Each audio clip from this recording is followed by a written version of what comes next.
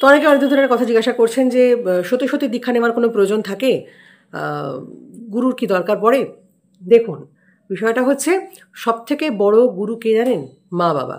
কারণ একটা সন্তান যখন ভূমিষ্ঠ হয় তারপরে তাকে সমাজে মাথা উঁচু করে সুস্থভাবে চলাফেরা করানোর যে শিক্ষাটা, সমাজে থাকার যে শিক্ষা, সেটা মা বাবাই দিয়ে থাকেন। কাজেই মা বাবা হচ্ছে সবথেকে বড় গুরু। কাজেই গুরুর প্রয়োজন আছে। আবার ধরুন আপনি কোথাও কিছু শিখতে গেলেন, আমরা কি বলি বেস্ট টিচারের কাছে শিখবো, সেও কিন্তু আপনার গুরু হবে, যে আপনাকে সবথেকে ভালোভাবে মোটিভেট করছে, যে আপনাকে সব কিছু ভালো করে শেখাচ্ছে। শিখবেন কী করে? না, বই পড়ে শিখলেন, কিন্তু কিছু জিনিস প্র্যাকটিক্যালিও আপনাকে শিখতে হবে। তো সেক্ষেত্রে তিনি হচ্ছেন আপনার গুরু। এবার যার কাছে শিখতে গেলেন তার নাম, খ্যাতি, যশ সবই রয়েছে। এবার যে শিখতে গেল সে কতটা অ্যাডাপ্ট করতে পারছে, তার মানে কীরকম ক্যাপাসিটি রয়েছে, সেটা ডিপেন্ড করছে সেই বাচ্চাটা বা সেই মানুষটার উপরে। কিন্তু তার ক্যাপাসিটির বেসিসে তো সেই গুরুর মূল্যায়ন হতে পারে না। তিনি তার জায়গায় তিনি যোগ্য। অর্থাৎ গুরুর দরকার আছে ভালো কিছু শেখার জন্য, আরও ডিটেলে শেখার জন্য। বাচ্চাকে তো বাড়িতে রেখেও পড়াশুনো করানো যায়, স্কুলে পাঠানো হয় কেন? শেখানোর জন্য, যে আরও ভালো করে টিচার তাকে সুন্দর করে শেখাবে, 10টা বাচ্চার সঙ্গে মেলামেশা করবে, ব্রেন ডেভেলপ হবে, কমিউনিকেশন স্কিল ভালো হবে, সে ভালো মন্দ তফাৎ করতে পারবে, নতুন নতুন এক্সপিরিয়েন্স হবে, সেই কারণে শেখানো হয়, সেই কারণে বাচ্চাকে পাঠানো হয় স্কুলে। স্কুল টিচার তার গুরু। অবশ্যই মানে সুশিক্ষিত টিচার তার গুরু আর কি। ভালো ভালো যা কিছু তার ভালোর জন্য, তাকে মোটিভেট করার জন্য, তার সমাজে সুস্থভাবে বেঁচে থাকার জন্য যারা যারা তাকে সহযোগিতা করবে তারা সবাই গুরু, ঠিক না?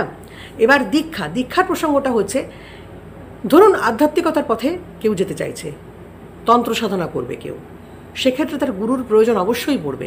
কারণ সব জিনিসপত্র বই পড়ে হয় না, সব কিছু ওরকম বলে দিলে হলো না।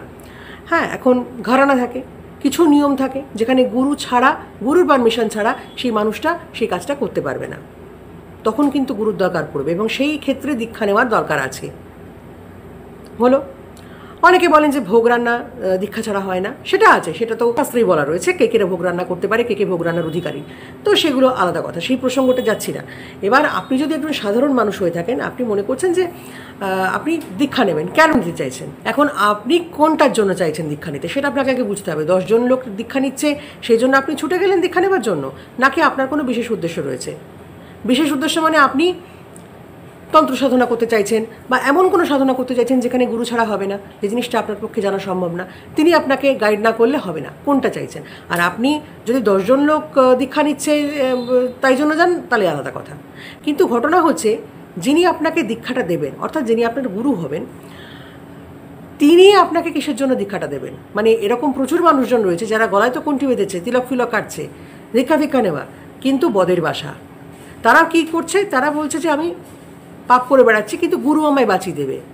এইরকম যাদের টেন্ডেন্সি, তাদের কিন্তু কোনো দিকে গতি হয় না। তারা না পায় শান্তি, না তাদের মনোকামনা পূর্ণ হয়, না তাদের গুরু বাঁচায়। গুরুর কোনো ঠেকা পড়েনি যে এরকম হতচ্ছাড়া উৎপাত, তাদের সমস্ত দোষ সে নিজে টেনে নেবে।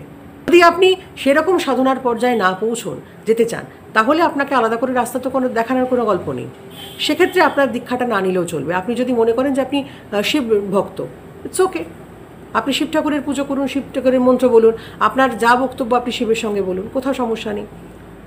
আপনি যদি মনে করেন যে আপনি সেই রকম আর পর্যায়ে পৌঁছবেন না, আপনি গৃহী মানুষ, আপনার মতো করে আপনি ঈশ্বরের সাথে কথা বলবেন, তখন আপনি দীক্ষা ছাড়াও আপনি পুজো করতে পারেন। সেক্ষেত্রে দীক্ষা নিতে হবে এমন কোনো কিন্তু ব্যাপার নয়। কিন্তু যদি মনে করেন যে আমি পুরো সাধন মার্গে চলে যাব, তখন আপনার গুরু লাগবে, তখন সেক্ষেত্রে আপনার দীক্ষা নেওয়ার দরকার পড়বে। কারণ এক একজনের এক একটা ঘরানা থাকে, যার কাছে যাবেন সে তার মতো করে আপনাকে আপনার দলে নেবে, তো সেইভাবেই আপনাকে সে দীক্ষা দেবে, যে একটা গ্রুপ, আমার গ্রুপের মেম্বারও, সেই জন্য। নচেত আপনি যদি সাধারণভাবে থাকতে চান, আপনি গৃহী মানুষ, সেক্ষেত্রে আপনার দীক্ষা না নিলেও চলবে। যা পাপ করবেন সেগুলো সমস্ত গুরু বাঁচিয়ে দেবে, গুরু বাঁচায় না। আপনি পাপ করলেও সেটা যেই আপনাকে ফেরত দেবার সময় মতো তিনিই দেবেন। এবার আপনার যদি বক্তব্য থাকে, তাহলে আপনি সেটা ঈশ্বরকেই বলুন, যেটা বললাম। হলো? তো আপনার যদি মনে হয় যে আপনি সাধারণভাবে থাকতে চান, আপনার সেই রকম কোনো রকম সন্ধান কিছু নেই, কোনো একটা বিশাল মার্গের দিকে আপনি পৌঁছবেন না, আপনার দীক্ষা না নিলেও চলতে পারে। 10 জন দীক্ষা নিচ্ছে বলে আপনাকেও দীক্ষা নিতে হবে এমন নয়। আপনার মন শান্ত করার যদি কোনো ব্যাপার থেকে থাকে, তাহলে আপনি যে কোনো মন্ত্র আপনি 108 বার জপ করুন, আপনার যে কোনো যাকে আপনার ইষ্ট দেবতা মনে হয় তার স্মরণ নিন, তাহলেও আপনার চলবে। দীক্ষা নেওয়াটা যে ভীষণ রকম জরুরি, দীক্ষা ছাড়া আপনি চলতে পারবেন না এমনটা নয়। আর দীক্ষা নিয়ে যদি দুষ্কর্ম চালিয়ে যান তাহলে ও দীক্ষার কোনো মানে নেই।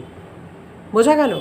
মন পরিষ্কার রাখুন, নিজেকে ভালো রাখার জন্য যা যা করণীয় সেগুলো করুন, যাতে সমাজের ক্ষতি না হয়, অন্যের ক্ষতি না হয়। দীক্ষা নিয়েও প্রচুর মানুষ বজ্জাতি করে বেড়াচ্ছে, দীক্ষা নিয়েও প্রচুর মানুষ নোংরামি করে বেড়াচ্ছে। সেক্ষেত্রে কিন্তু দীক্ষার কোনো মূল্য তাদের নেই। দীক্ষা নিলেই আপনি ভীষণ রকম ভালো হয়ে যাবেন এমনটা নয়। যে খারাপ সে খারাপই থাকে, যে ভালো সে দীক্ষা না নিলেও ভালো থাকে। বোঝা গেল? ভালো থাকুন।